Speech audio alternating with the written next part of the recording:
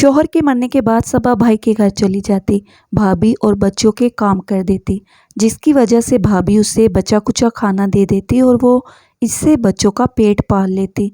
सबा का भाई दूसरे शहर रहता था और ईद का दिन था। भाभी ने कुर्बानी की तो सबा बोली, भाभी मेरी बच्चियां घर पर भूखी इंतज़ार कर रही हैं, मुझे थोड़ा सा गोश्त दे दो ताकि मैं जाकर उनको पकाकर खिला दूं। तो भाभी ने मुंह चढ़ाते हुए उसे चर्बी डालकर पकड़ा दी। सबा ने सालन बनाया तो रात को भाई ईद मिलने सबा से आया तो उसने डरते हुए नलके से पानी भरा और चर्बी से भरा सालन भाई के आगे रख दिया।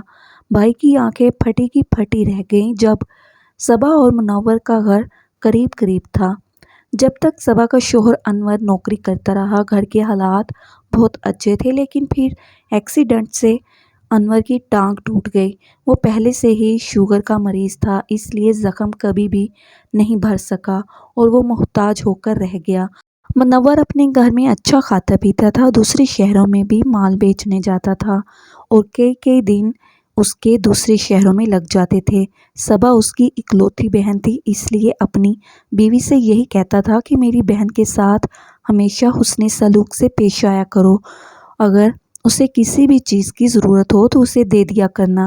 मुनव्वर के सामने तो उसकी बीवी सफ़िया सबा के साथ बहुत मोहब्बत जताती थी, लेकिन जब वो दूसरे शहर में होता तो सबा से कहती कि आज तो मेरे कंधों में बहुत दर्द है, आज तो मुझसे सफाई नहीं हो रही। सबा, यूँ करो कि पहले सफाई कर दो, तुम आ ही गई हो तो मेरी थोड़ी मदद हो जाएगी। सबा चुपचाप उसके घर की सफाई कर देती, बर्तन भी साफ़ कर देती। घर के सारे काम करवाने के बाद वो सबा को बचा कुचा खाना दे देती और उसके शौहर की दवाई के पैसे दे देती। सबा के लिए यही काफ़ी था कि उसके घर के छोटे मोटे अखराजात पूरे हो रहे थे। जब भी मुनव्वर शहर से वापस आता तो उसे एक माकूल रकम मुट्ठी बंद करके पकड़ा देता, कहता कि चुपचाप रख लो। सबा जब देखती तो उस अच्छे खासे पैसे होते थे, जिससे उसके बच्चों की स्कूल की फ़ीस भी पूरी हो जाती थी और शौहर की बीमारी के अखराजात भी। खाना बासी होता था, लेकिन उसकी भावज उसे दे दिया करती थी। वही खाना खा पी कर माँ बेटियाँ गुजारा कर लेती थी। लेकिन अनवर की हालत बिगड़ने लगी। उसकी शुगर बहुत ज़्यादा हाई होने लगी थी, ज़ख्म भी ठीक होने का नाम नहीं लेता था। इसी तकलीफ़ में वो जहाँ फ़ानी छोड़कर चला गया तो सबा का आसरा भी जैसे ख़त्म हो गया। बेशक शौहर था, चारपाई पर लग गया था, लेकिन ज़िंदा था तो उसे आसरा भी था, लेकिन अब तो जैसे अपना आप खाली सा लगने लगा था।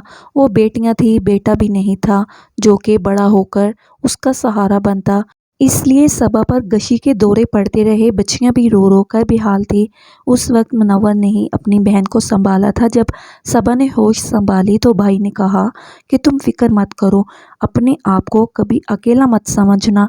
पहले पहल तो सफ़िया को भी नंद का कुछ एहसास था, इसलिए जो पकाती उसके घर भी भिजवा देती। सबा का घर अपना था, जो कि उसके बाप के विरसे से उसे मिला था। सर छुपाने की जगह उसकी अपनी थी, बाकी सहारा बस भाई का ही था।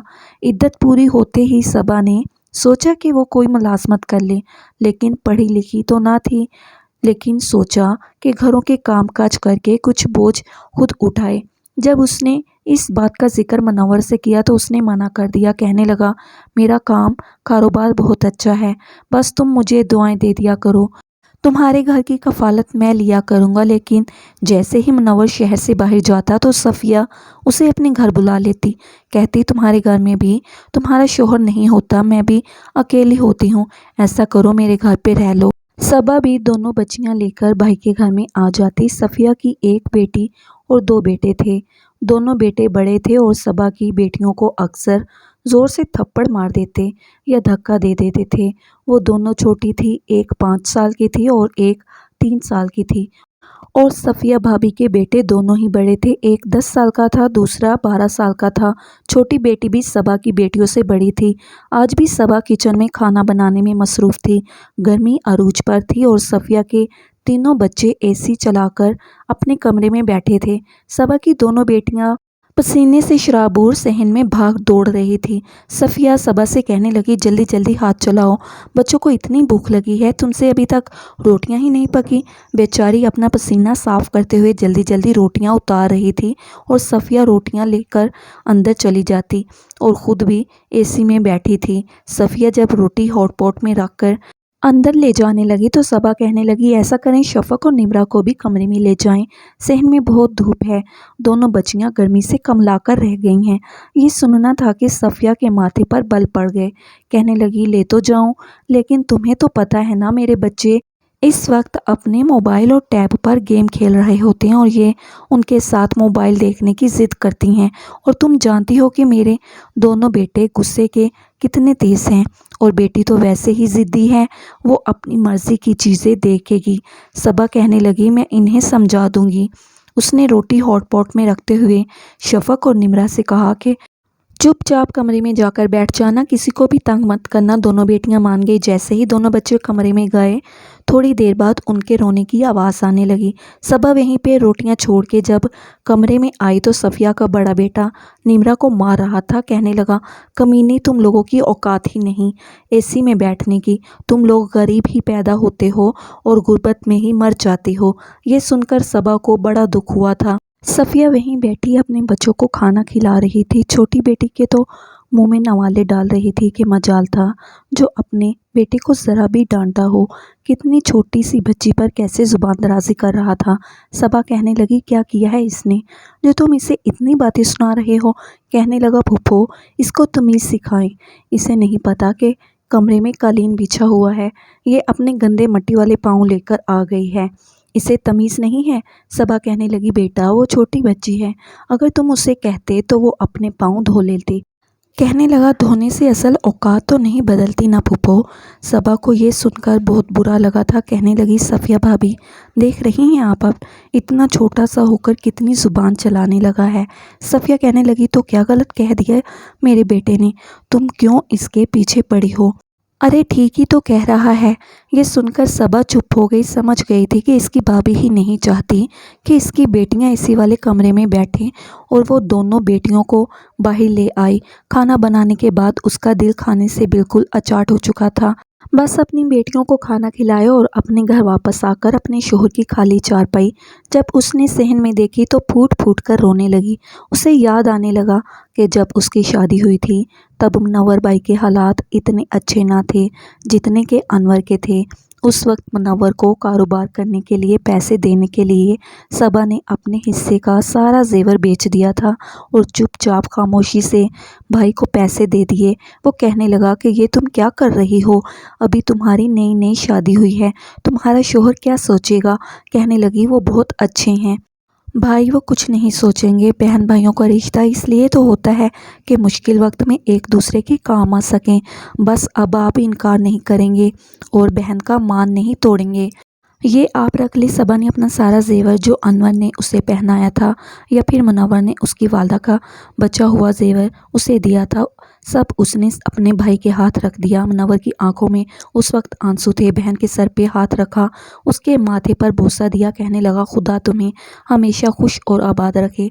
आज तंगी के हालात जब सबा पर आए थे तो सफ़िया ने यूँ आंखें फेरी थी जैसे कि उसे जानती ही ना हो। मुनव्वर ने सबा के जेवर के पैसों से ही कारोबार शुरू किया था जिस पे 4 चांद लगते चले गए। ना सबा ने दोबारा जेवर मांगा, ना मुनव्वर ने उसे जेवर के पैसे दिए। हाँ, ये था कि हर महीने कुछ ना कुछ पैसे दे देता था। और जब से अब वो दूसरे शहर गया था, सफ़िया ने तो जैसे हाथ ही खींच लिया था। पहले तो उसे कहने लगी कि तुम्हें पैसों की क्या ज़रूरत है, तुम मेरे घर आके खाना खा लिया करना। जब वो घर आती तो उससे कपड़े भी धुलवाती, बर्तन भी, और घर की सफाई सुथराई, यहाँ तक कि खाना भी सबा से ही पकवाती थी।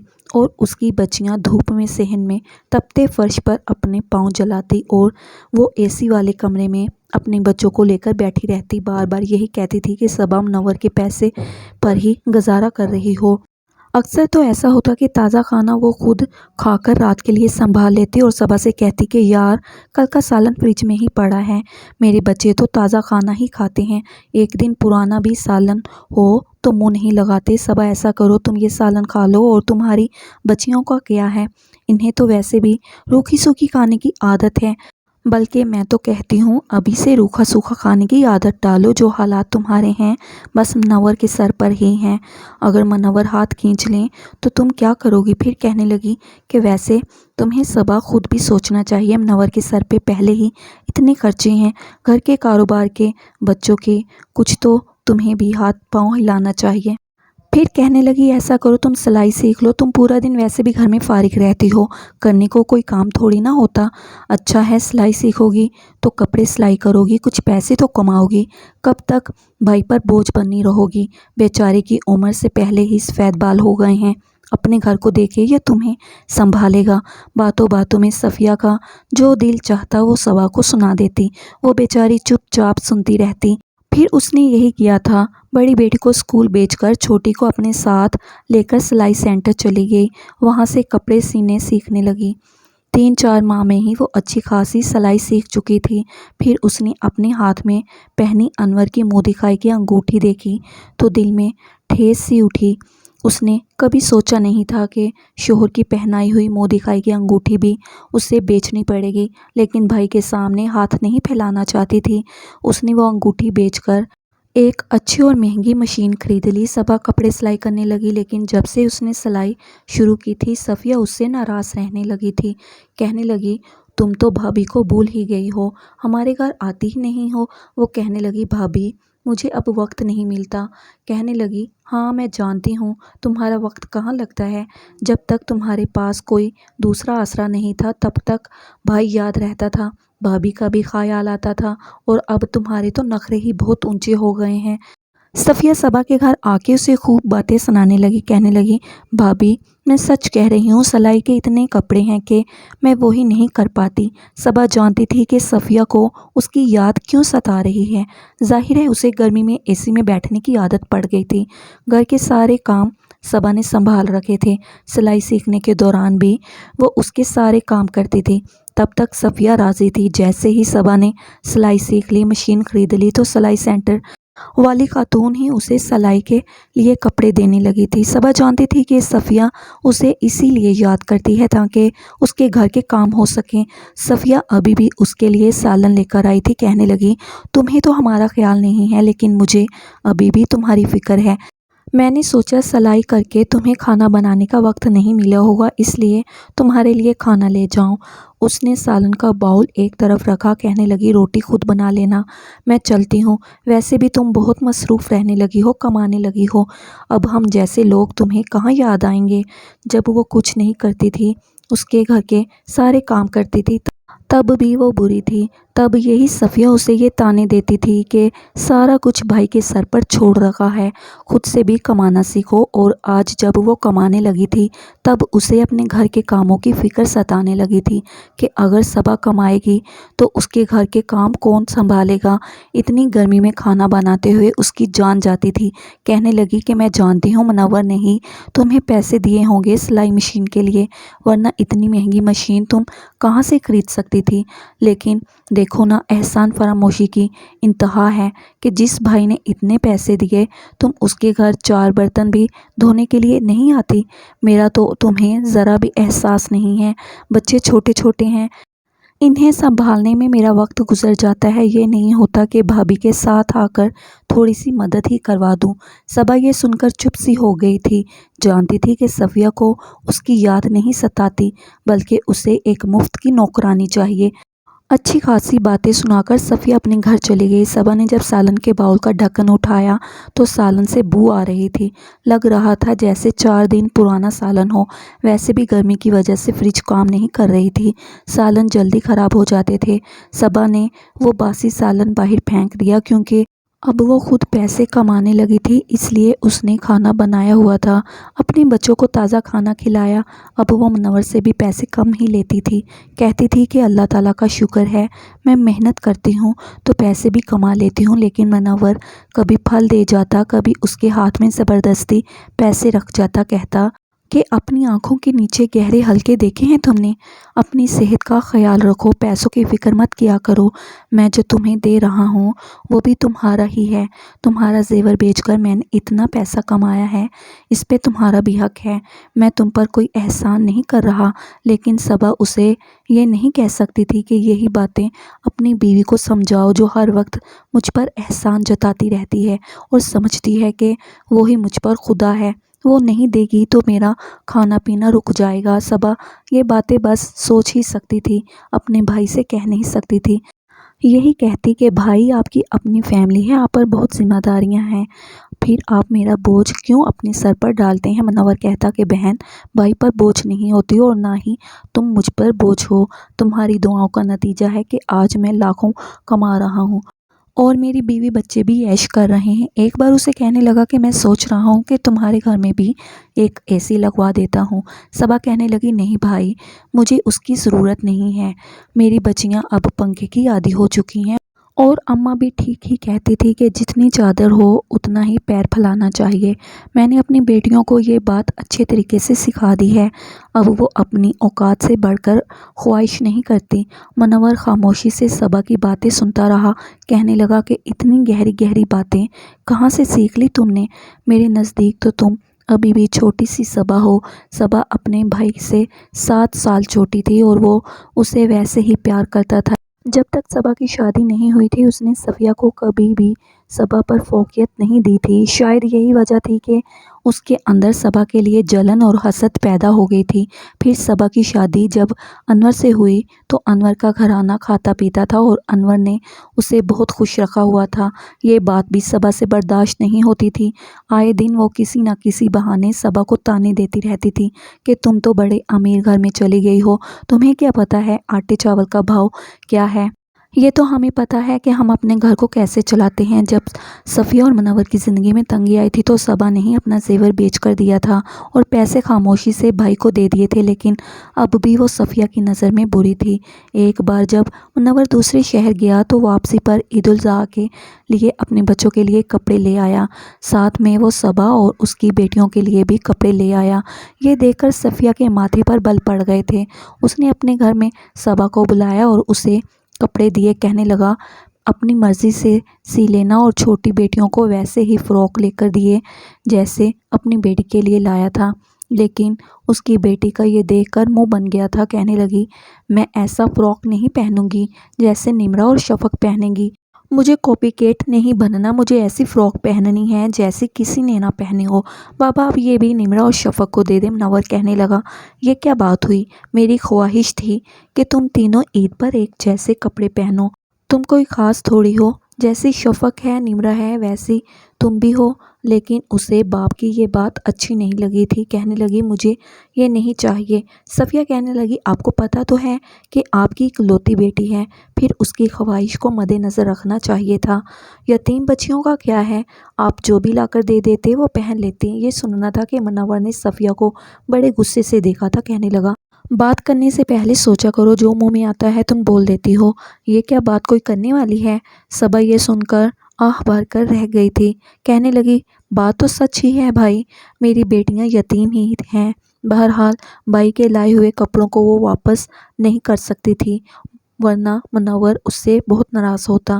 لیکن جب عید قریب آنے لگی تو منور کو شہر سے باہر جانا پڑ گیا، لیکن قربانی کے لیے وہ گائے گھر پر دے کر گیا تھا۔ دونوں بچیوں کو بھی بڑا شوق تھا کہ وہ گائے دیکھیں، لیکن صفیہ نے اپنے گھر نہیں آنے دیا اور نہ ہی اس کے بچوں نے گائے کو ہاتھ لگانے دیا۔ جب قربانی ہو گئی تو صبا نے صفیہ سے کہا تھوڑا سا گوشت اسے بھی دے دے تاکہ وہ بھی بچوں کو کھلا دے، کیونکہ سارا سال تو وہ سبزی دال ہی کھلاتی تھی گائے کی۔ جب قربانی ہوئی تو منور یہاں پر نہیں تھا۔ وہ ہوتا تو صبا کو ٹھیک ٹھاک گوشت ضرور دیتا تاکہ اس کے بچے پیٹ بھر کے کھا سکیں، لیکن صفیہ نے زیادہ گوشت اپنے میکے والوں کو دیا تھا، اپنی بہنوں کو بھائیوں کو بھر بھر کے شاپر پکڑائے۔ جب صبا نے مانگا تو اسے چربی پکڑا دی، کہنے لگی بس یہی بچا ہے، اس میں سے جو گوشت نکلتا ہے تو وہ نکال لینا۔ صبا نے وہ گوشت اٹھا کر فریج میں رکھ دیا۔ بچیاں ماں کی شکل دیکھ رہی تھی، کہنے لگی اماں آج تو عید کا دن ہے، کیا آج بھی ہمیں دال ہی کھلاؤ گی؟ یہ سن کر صبا کی آنکھوں میں آنسو جھلملانے لگے۔ اس نے بچوں کو بہلا دیا، دال کھلا کر سلا دیا۔ بچیاں بھی اپنی ماں کو جانتی تھی کہ خوددار ہے، کسی کے آگے ہاتھ نہیں پھیلائے گی۔ اگلے روز جب منور آیا تو صفیہ نے اس کے لیے بہت ہی اعلیٰ قسم کے کھانے بنائے ہوئے تھے۔ منور نے صبا کو بھی گھر پہ بلا لیا اور اپنے سامنے کھانا کھلایا اور کہنے لگا کہ کل میں تمہارے گھر دعوت پہ آؤں گا، اپنے بیوی بچوں کو لے کر آؤں گا۔ یہ سن کر وہ چپ سی ہو گئی تھی، کیونکہ سوائے چربی کے اس کے پاس کچھ بھی نہیں تھا، وہ بھی جو صفیہ نے اسے دی تھی، لیکن بھائی کو منع نہیں کر سکتی تھی۔ اگلے روز جب منور اور صفیہ بچوں کو ساتھ لے کر اس کے گھر آئے تو صبا نے وہی چربی کا شوربہ بنا کر اس کے سامنے رکھ دیا۔ جب اس نے سالن دیکھا تو صفیہ کو گھورنے لگا، کہنے لگا تم تو کہہ رہی تھی کہ تم نے شوپر بھر کے صبا کو گوشت کا دیا ہے، کیا یہ دیا تھا تم نے میری بہن کو اور اپنے گھر والوں کو بھی؟ تم نے کیا یہی چربی دی تھی؟ صبا کی آنکھوں میں آنسو آنے لگے، کہنے لگی میں نے آج تک کبھی شکایت نہیں کی تھی، میں نہیں چاہتی تھی کہ میری وجہ سے آپ کی لڑائی یا فساد ہو، اب بھی میں چپ ہی رہتی۔ منور کہنے لگا مجھے پہلے ہی شک تھا۔ پھر وہ صفیہ سے کہنے لگا آج تم جتنے بھی عیش کر رہی ہو وہ صبا کی وجہ سے ہی کر رہی ہو، کیونکہ اسی نے مشکل وقت میں اپنا سارا زیور بیچ کر ہمیں دیا تھا، ورنہ تمہارے بچے اس وقت فاقے کاٹ رہے ہوتے۔ یہ سن کر صفیہ کی آنکھیں کھلی تھی، وہ رونے لگی۔ اس نے صبا سے معافی مانگ لی، کہنے لگی مجھے نہیں پتا تھا کہ مشکل وقت میں تم نے ہمارا ساتھ دیا۔ وہ کہنے لگی کہ میں نے صرف بہن ہونے کا فرض ادا کیا تھا اور کچھ نہیں۔ اس کے بعد صبا اور صفیہ مل کر رہنے لگی تھی۔